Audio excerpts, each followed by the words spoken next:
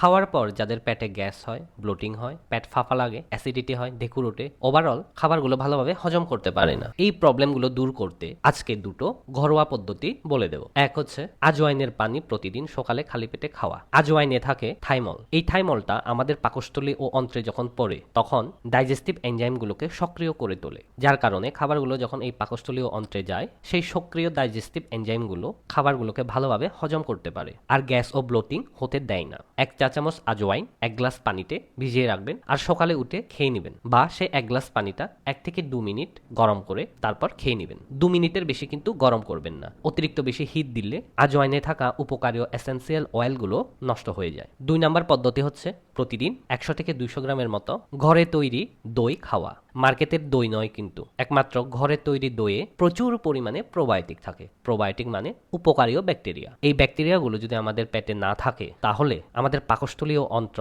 দুর্বল হয়ে পড়ে। এগুলো যত বেশি পরিমাণে আমাদের পাকস্থলীয় অন্ত্রে থাকবে তত বেশি আমাদের পাকস্থলীয় অন্ত্র সুস্থ থাকবে, ওভারঅল আমাদের খাদ্যনালীটাকে শক্তিশালী করে তুলবে। তবে একটা জিনিস খেয়াল রাখতে হবে, রাত্রে একদম হালকা খাবার খেতে হবে আর ময়দা জাতীয় খাবার অ্যাভয়েড করতে হবে। তাহলে এই ঘরোয়া পদ্ধতিগুলোতে 1 সপ্তাহ থেকে 10 দিনের মধ্যে পেটে গ্যাস, ব্লোটিং, পেট ফাঁপা হওয়া, ঢেকুর ওঠা এগুলো সব দূর হয়ে যাবে।